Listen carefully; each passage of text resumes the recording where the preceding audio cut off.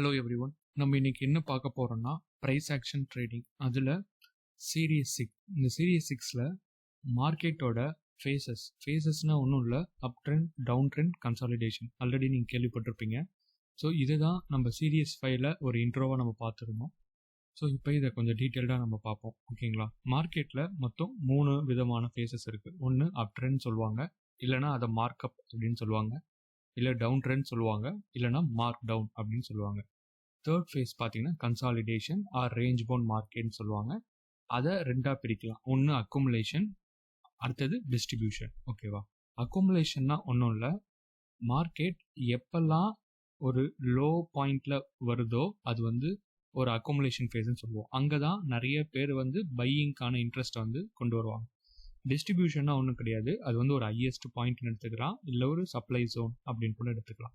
So அந்த இடத்துல வரப்ப அவங்க வாங்கின பொருளை அந்த சப்ளை ஜோன் கிட்ட வந்து விற்றுருவாங்க, ஓகேங்களா. விற்கிறப்ப அவங்க ப்ராஃபிட்டை புக் பண்ணிட்டு வெளியே வருவாங்க, ஓகேவா. ஸோ இப்போ அக்குமுலேஷன் ஃபேஸ்னால் இன்ஸ்டிடியூஷன்ஸ் ட்ரேடர்ஸ் அப்படின்னா ஒன்றும் இல்லை, அதிகமான ஒரு 100 கோடி 10,000 கோடி 20,000 கோடின்னு வச்சுருப்பாங்கல்ல. ஸோ அவங்களாம் பார்த்தீங்கன்னா இன்ஸ்டிடியூஷனல் பிளேயர்ஸ். அவங்க அமௌண்ட்டை எல்லா நேரத்துலையும் இன்வெஸ்ட் பண்ண மாட்டாங்க, ஓகேங்களா. எப்போ அக்குமுலேஷன் ஃபேஸ் வருதோ அந்த டைமில் தான் அவங்க அமௌண்ட்டை வந்து இன்வெஸ்ட் பண்ணுவாங்க இந்த சென்ஸ் பை பண்ணுவாங்க. ஒரு பொருளை கம்மியான ப்ரைஸுக்கு வாங்குவாங்க.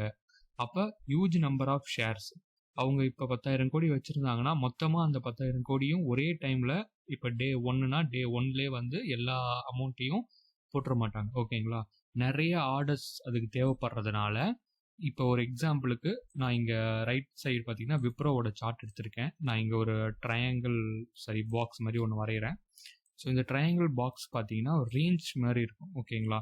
ஸோ இப்போ ரேஞ்சில் பார்த்தீங்கன்னா, ஸோ இங்கே ஹைலைட் பண்ணுறேன், இது வந்து ஒரு 79. ஸோ மேலே பார்த்தீங்கன்னா ஒரு 154. ஸோ இந்த ரேஞ்சுக்குள்ளே தான் மார்க்கெட் பார்த்தீங்கன்னா ஏப்ரல் மாதத்துலேருந்து ஜூன் மாதம் வரைக்கும் அரௌண்ட் ஒரு 3 months பார்த்தீங்கன்னா இந்த ஜோனுக்குள்ளே தான் மார்க்கெட் ட்ராவல் ஆகிட்டு இருக்கு.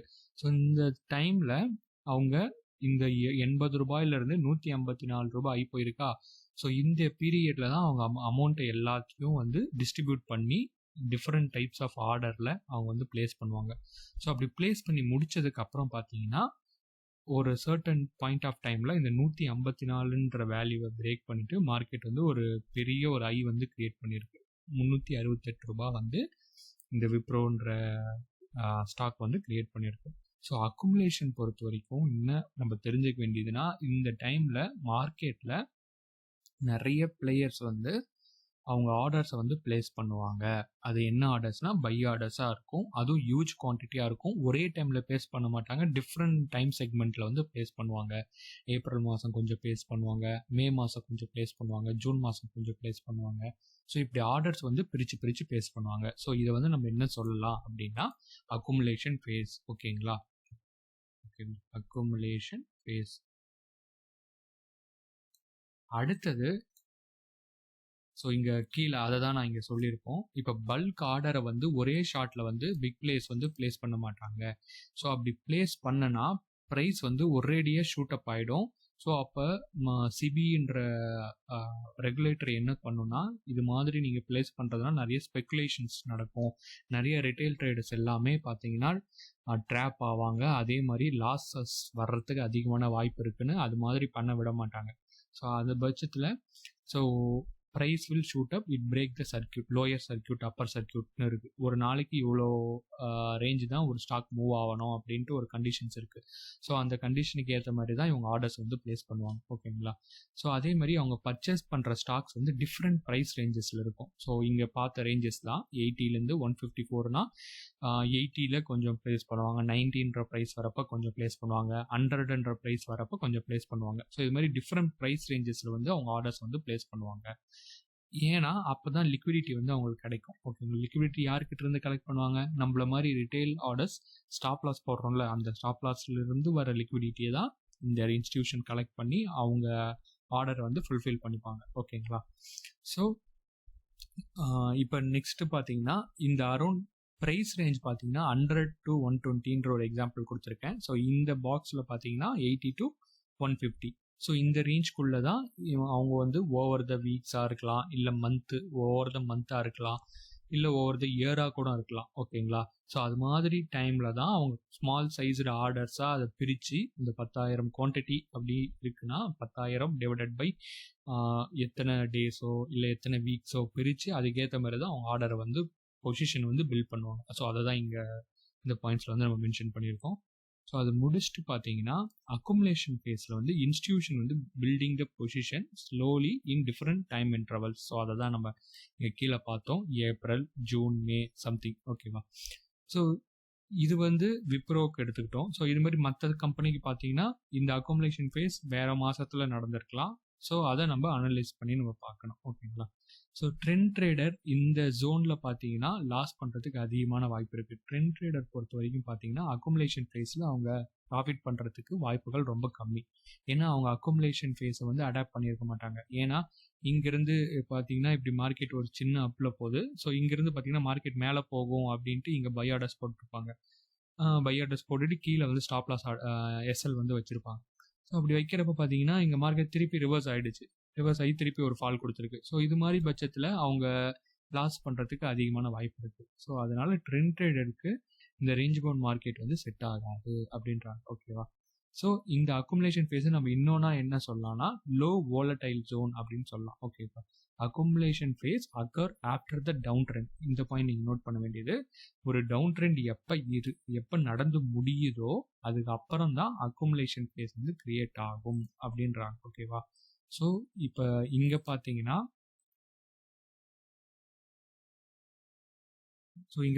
ஒரு பியூர் ஒரு டவுன் ட்ரெண்ட். இந்த டவுன் ட்ரெண்டை முடிஞ்சதுக்கு அப்புறம்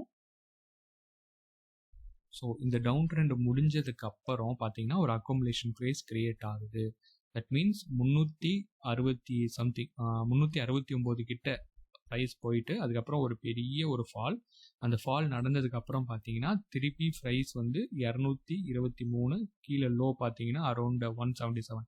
ஸோ இந்த ஜோனுக்குள்ளார அக்குமுலேஷன் ப்ரைஸ் வந்து அக்குமுலேட் பண்ணிட்டு அதுக்கப்புறம் பார்த்தீங்கன்னா மார்க்கெட் ஒரு அப் ட்ரெண்டுக்கு டைரக்ஷன் நோக்கி போயிட்டு இருக்கு. ஓகேங்களா? ஸோ இதுதான் ஒரு சைக்கிள். ஓகேவா? ஃபஸ்ட்டு ஒரு டவுன் ட்ரெண்ட், அப்புறம் ஒரு அக்குமுலேஷன், திருப்பி ஒரு அப் ட்ரெண்ட், அப்புறம் ஒரு டிஸ்ட்ரிபியூஷன்.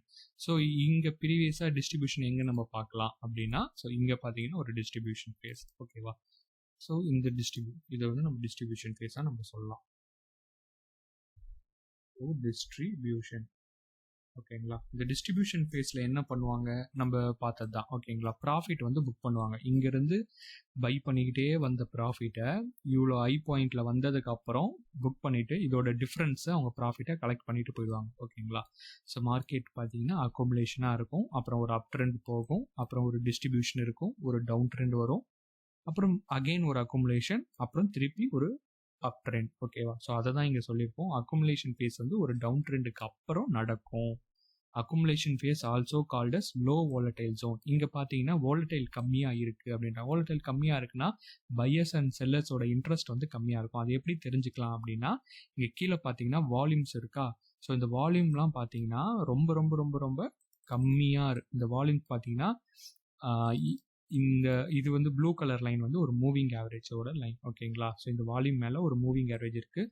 ஸோ இந்த ஜோனில் பார்த்தீங்கன்னா எல்லா கேண்டில்ஸ் எல்லாமே இந்த ப்ளூ கலர் லைனுக்கு கீழே தான் இருக்குது. அப்போ பையர்ஸ் அண்ட் செல்லர்ஸோட இன்ட்ரெஸ்ட் வந்து இங்கே ரொம்ப கம்மியாக இருக்குது அப்படின்னு அர்த்தம். அப்போ இங்கே யார் அதிகமாக ப்ளே பண்ணுவாங்கன்னா பிக் இன்ஸ்டியூஷன், பிக் பிளேயர்ஸ் வந்து அவங்களோட பொசிஷனை இங்கே ஸ்டார்ட் பண்ணுவாங்க, பில்ட் பண்ணுறதுக்கு ஸ்டார்ட் பண்ணுவாங்கன்னு அர்த்தம். ஓகேங்களா?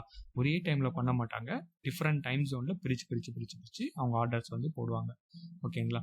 ஸோ இங்கே அப் ட்ரெண்டில் பார்த்தீங்கன்னா எல்லா பார்ஸுமே இந்த ப்ளூ லைன் இருக்குல்ல, இந்த ப்ளூ லைனை தாண்டி தான் இருக்குது. அப்படின்ற பட்சத்தில் இது வந்து ஹை வோலடைல் ஜோன் அப்படின்னு எடுத்துக்கலாம். ஓகேங்களா? வோலடைல்னா நம்ம ஃபியூச்சர் அண்ட் ஆப்ஷனில் இந்தியா விக்ஸ்ன்னு சொல்லுவோம். இந்தியா விக்ஸ் வந்து எதை ரெப்ரசன்ட் பண்ணுன்னா மார்க்கெட் வந்து வோலடைலாக இருக்கா இல்லை நான் வோலடைலாக இருக்கா அப்படின்ட்டு.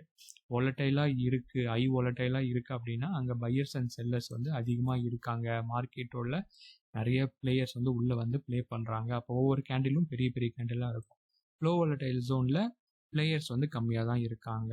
ஸோ அங்கே பையர்ஸ் அண்ட் செல்லர்ஸ்க்கு இன்ட்ரெஸ்ட் அதிகமாக இல்லைன்னு அர்த்தம். ஓகேங்களா? ஸோ அதை எதை வச்சு தெரிஞ்சுக்கலாம்னா இந்த வால்யூம் வச்சு தெரிஞ்சுக்கலாம். மூவிங் ஆவரேஜ் கீழே இருந்துச்சுன்னா அங்கே வந்து மார்க்கெட்டில் வந்து பையர்ஸுக்கும் செல்லர்ஸுக்கும் இன்ட்ரெஸ்ட் ரொம்ப கம்மியாக இருக்குன்னு அப்படின்னு அர்த்தம். ஓகேங்களா?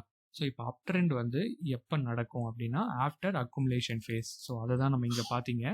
அக்குமுலேஷன் ஃபேஸுக்கு அடுத்தது அப் ட்ரெண்ட் வந்து நடக்குது. ஓகேங்களா, ஒரு பிரேக் அவுட்டுக்கு அப்புறம் போட்டிருக்கேன். ஸோ இங்கே பார்த்தீங்கன்னா ஒரு பிரேக் அவுட் நடந்துச்சு. பிரேக் அவுட்டுக்கு அப்புறம் பார்த்தீங்கன்னா மார்க்கெட் ஒரு நல்ல ஒரு அப் ட்ரெண்ட். ஓகே,